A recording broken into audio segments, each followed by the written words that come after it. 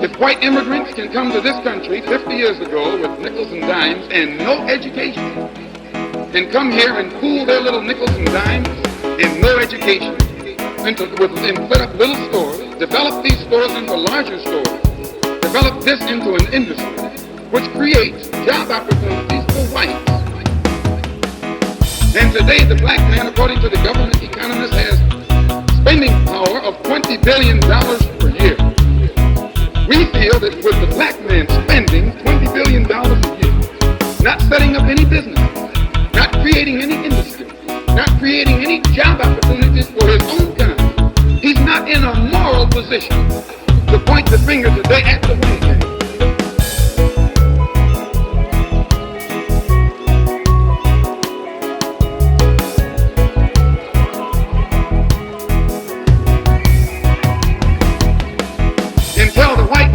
Discriminating against him for not giving him a job in factories that he himself set up. If the black man has $20 billion, and these so-called Negro leaders are such geniuses that they can integrate white restaurants and integrate white factories and force themselves into that which the white man has set up, they should use this same ingenuity to show the black people how to pool our wealth. Any leadership that teaches you to depend upon another race is a leadership that will enslave. They gave leadership to our foreparents, and that leadership made them slaves. But we have decided to find a leadership of our own, to make ourselves free men. Our great scholars have inspired through the colleges, the universities, have thrown away the blessed record. Babylon did it.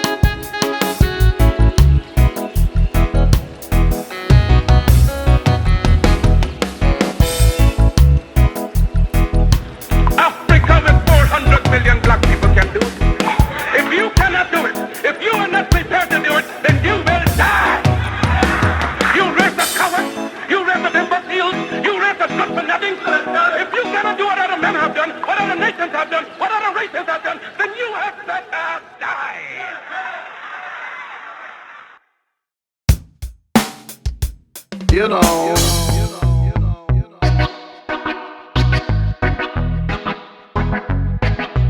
Sound around town.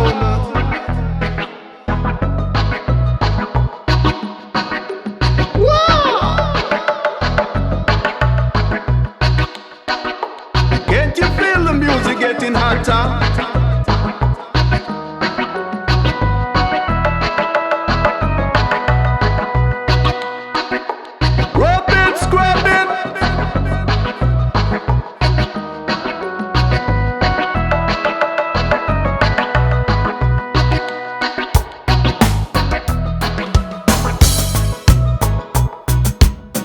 Like an Alabama rubbing.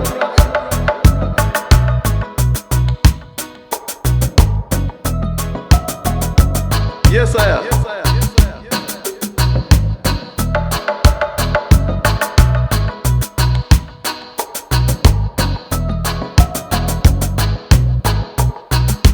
You don't know, say we do it right all night.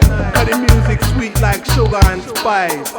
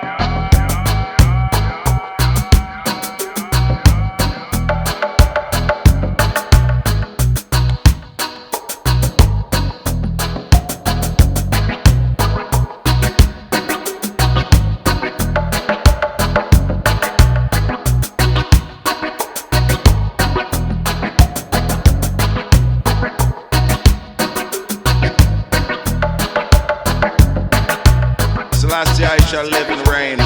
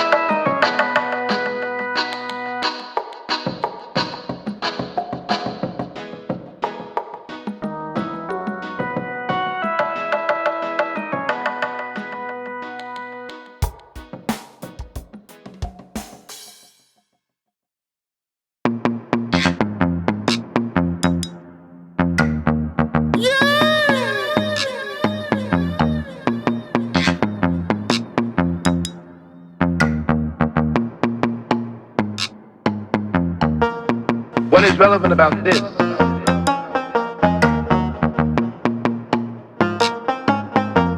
is that whereas 40 years ago when I was born, the question of having to deal with what is unspoken by the subjugated, what is never said to the master. I was taught in American history books that Africa had no history, and neither did I. That I was a savage, about whom the less said the better, who had been saved by Europe and brought to America. And of course, I believed it. I didn't have much choice. Those are the only books there were. Everyone else seemed to agree.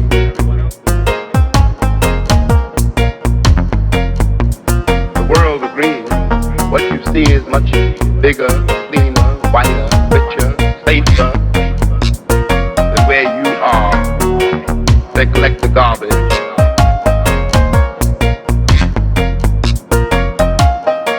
And you go back home. And it would seem then, of course, that it's an act of God, that this is true, that you belong.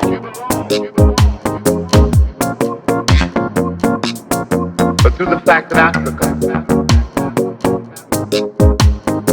was suddenly on the stage of the world, and Africans had to be dealt with in a way they'd never been dealt with before.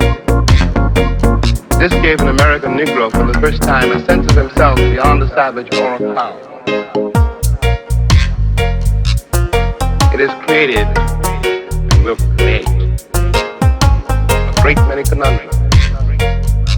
One of the great things the white world does not know, but I think I do know, is that black people are just like everybody else. One has used the myth of Negro and the myth of color to pretend and to assume that you are dealing essentially with something exotic, bizarre, and practically, according to human laws, unknown. Alas, it is not true. We are also mercenaries, dictators, murderers, liars. We are human too.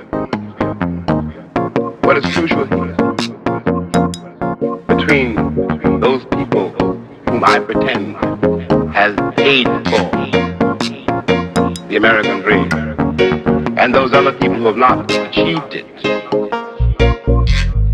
we will be in terrible trouble. I want to say at the end, the last, is that is what concerns me most. We are sitting in this room and we are all, at least we like to think we are, relatively civilized. And we can talk to each other at least on certain levels. So that we could walk out of here assuming that the measure of our enlightenment, or at least our politeness, has some effect on the world. It may not.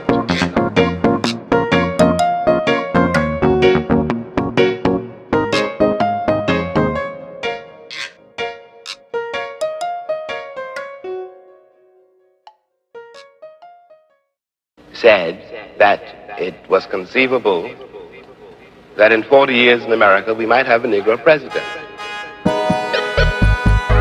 They were not in Harlem when this statement was first heard. And did not hear, and possibly will never hear, the laughter and the bitterness and the scorn with which the statement was greeted. From the point of view of the man in the Harlem barbershop, Bobby Kennedy only got here yesterday. And now he's already on his way to the presidency. We've been here for 400 years. And now he tells us that maybe in 40 years, if you're good, we may let you become president. What is dangerous here is the turning away from anything any white American says.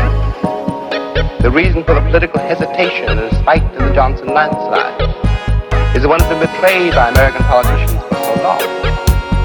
And I'm a grown man. Perhaps I can be reasoned with. I certainly hope I can be.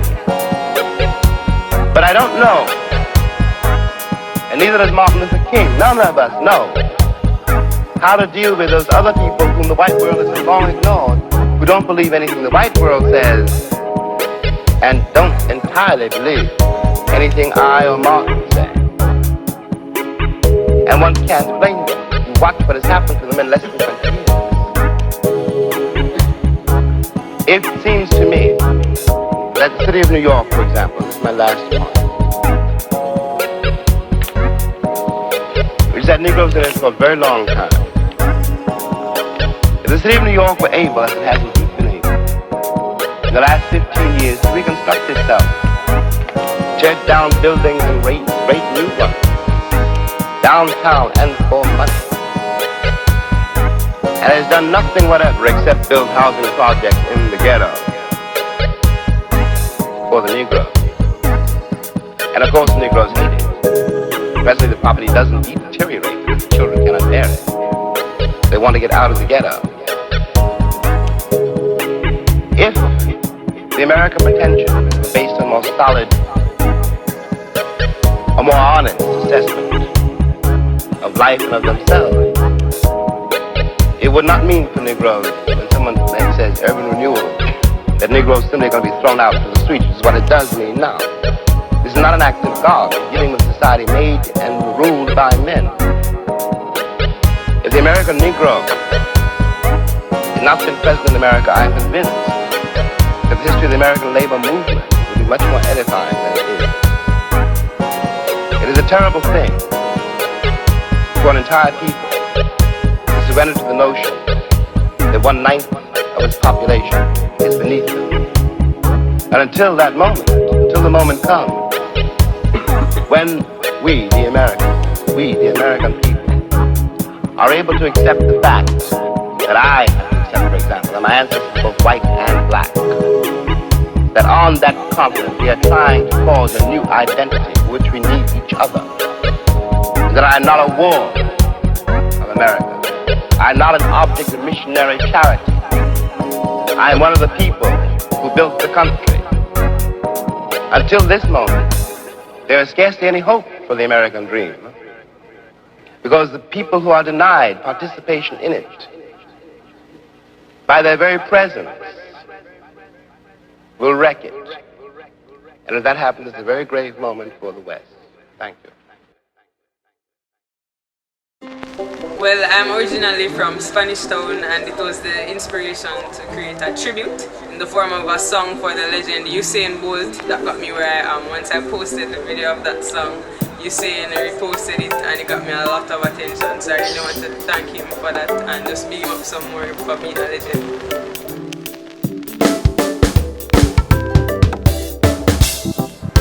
I remember from being about the age of like 5, I wanted to be a singer. I didn't want to be a reggae singer necessarily, but yeah, I always wanted to be a musician.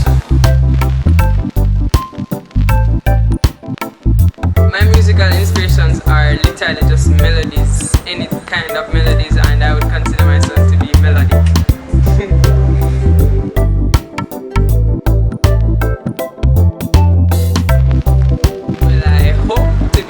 Of reggae. I consider myself to be a part of reggae, and I hope that with putting in enough work I will be able to represent reggae in the future.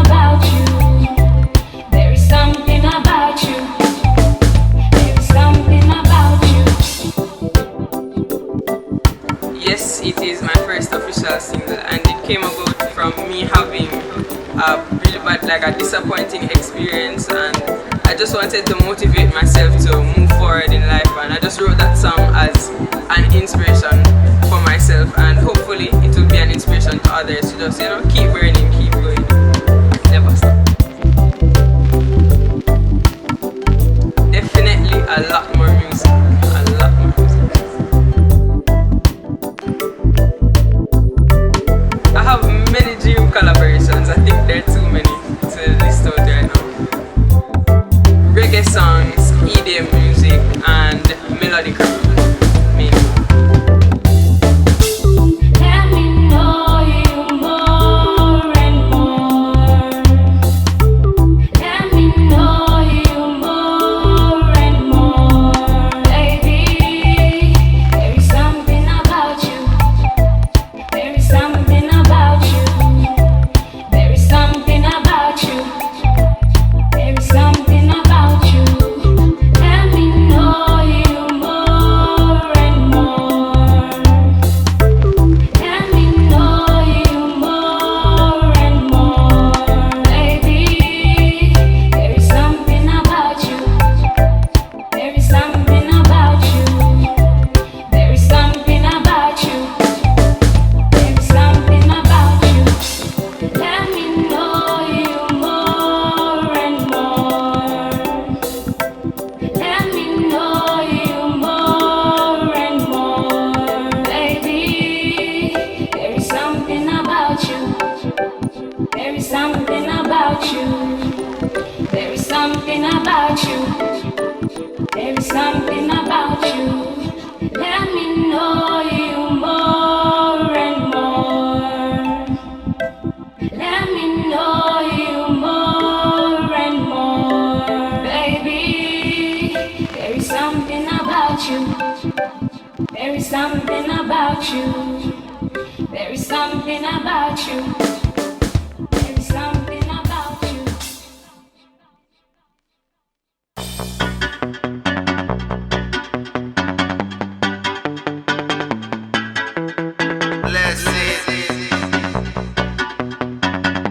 Marcus Garvey was the first black man to come into this country and get a mass movement, an allegiance, support of the masses of black people.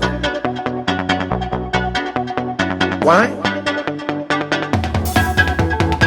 Because Garvey didn't care what the white man thought.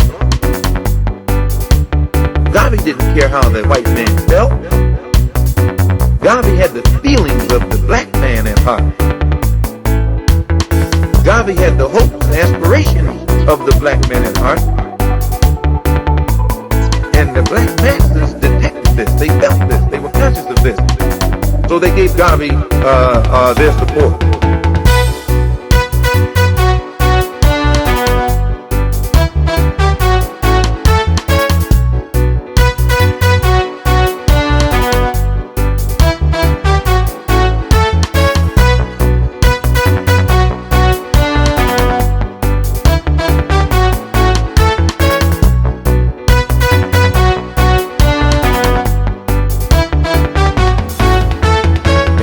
Today who could get a following among the masses of black people in this country is immediately labeled by the United States government as un-American, as seditious, as subversive. As Marcus Garvey was labeled un-American, as seditious and subversive. Any black man who has the true intention of solving the problem of the masses of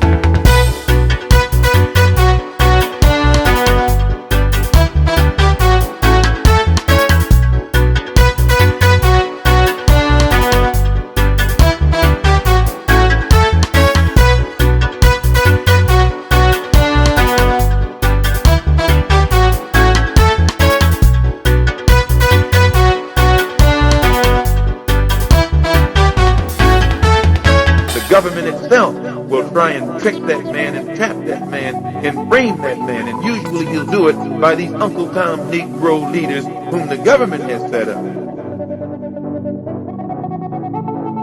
The Negro intellectual was against God. The Negro professional was against Garvey because Garvey represented the black man.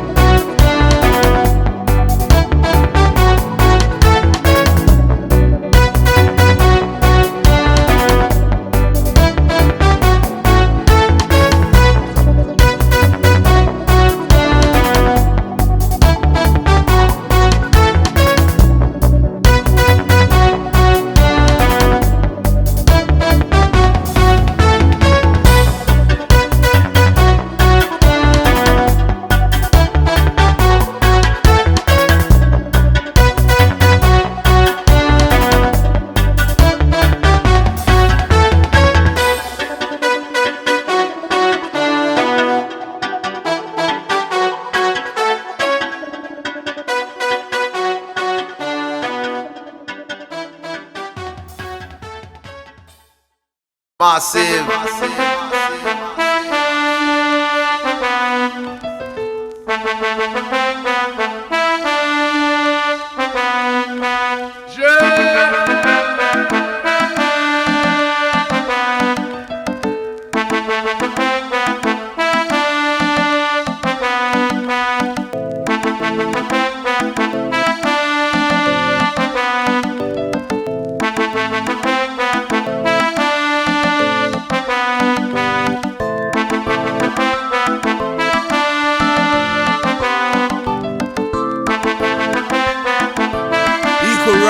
Justice for all. May I say something to you to give you a true knowledge of yourself and life, so that the same glory and success attained by other men who understand themselves may be yours.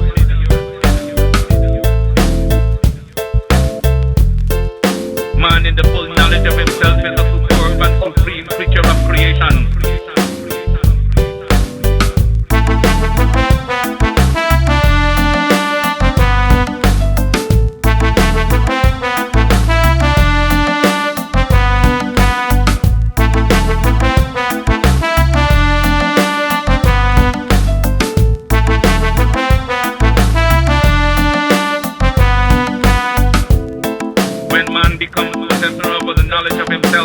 Becomes master of his environment, the captain of his own ship, the director of his own destiny, the accomplisher of his own ends.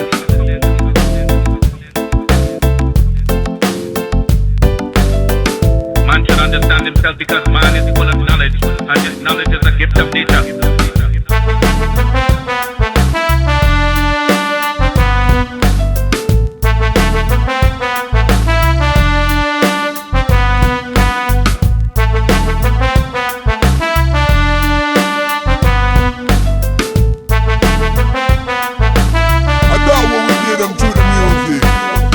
Nature created man, she deprived him of nothing. He was given the faculty of understanding all things around him. This faculty for understanding has not been taken away from him. None of his senses have been taken away from him. So there is no excuse for the black man in lacking the knowledge that man is used to beautify the world and produce all that he needs for his happiness and civilization. Look the world over, and whatever you see in it that is pleasing to man, contributing to man's comfort, to his needs and to his satisfaction, it is but the work of man. Man blessed with the knowledge of himself and the understanding of all things around him.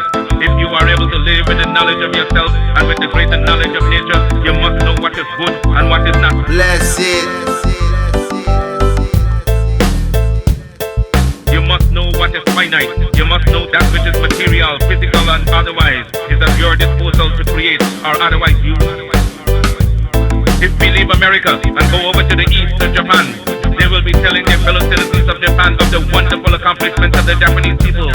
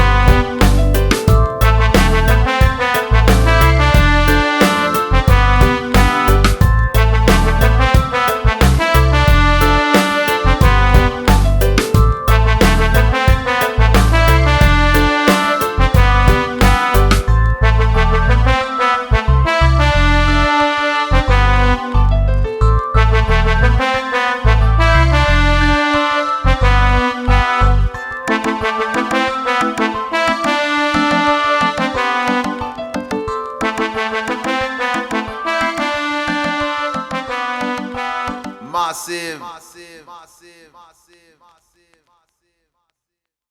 I me say 1, 2, 1, 2, 3. Play the reggae music, come dance with me. I me say 1, 2, 1, 2, 3. Play the reggae music, come dance with me. I me say 1, 2, 1, 2, 3. Play the reggae music, come dance with me. I me say 1, 2, 1, 2, 3. Play the reggae music, come dance with me. I me say 1, I me say 1. The reggae, I me say 1, I me say 1. I me 1, 2, 2, 2, 3. Play the that's with me, I me say 1, 2, 2, 2, 3. I me say 1, I me say 1, 2, 1, 2, 2.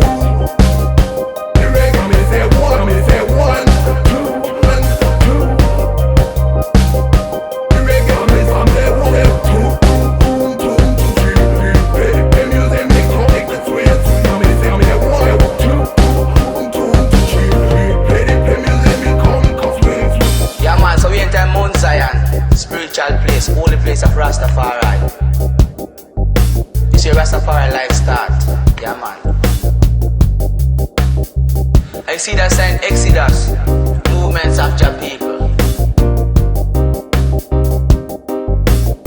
The same people, no different. I me say 1, 2, 1, 2, 3. Play the reggae music, come dance with me. I me say 1, 2, 1, 2, 3. Play the reggae music, come dance with me. I me say 1, 2, 1, 2, 3. Play the reggae music, come dance with me. I me say 1, 2, 1, 2, 3. Play the reggae music, come dance with me. And you see the sign? Rastafari. Rastafari, no religion. Rastafari is the life you live. Natural, pure, and clean, vegetarian.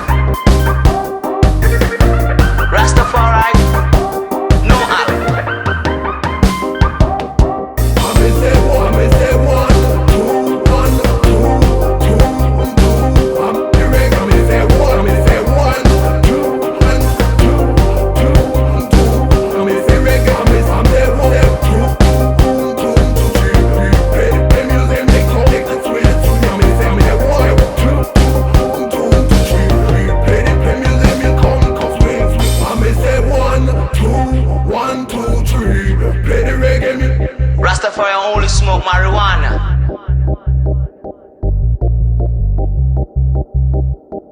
I me say 1, 2, 1, 2, 3.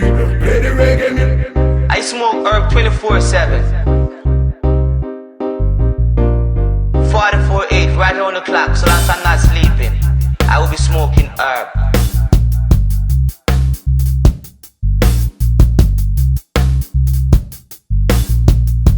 Herb is the healing of the nation. Never get me high, no. If I get high, I will be flying today. I me say 1, 2, 1, 2, 2. The reggae, I me say 1, I me say 1, 2, 1, 2, 2. I me say 1, 2, 2, 3. Play the music, make the sweet. I me say 1, 2, 2, 3. Play the music, make sweet.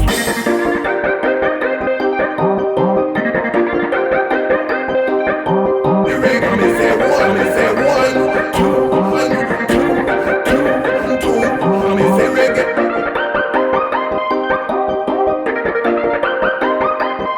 That's sweet. I me say 1, 2, 2, 3. Play the music, make sweet. I me say 1, 2, 1, 2, 3. Play the reggae music, come dance with me. I me say 1, 2, 1, 2, 3. Play the reggae music, come dance with me. I me say 1, 2, 1, 2, 3. Play the reggae music, come dance with me. I me say 1, 2, 1, 2,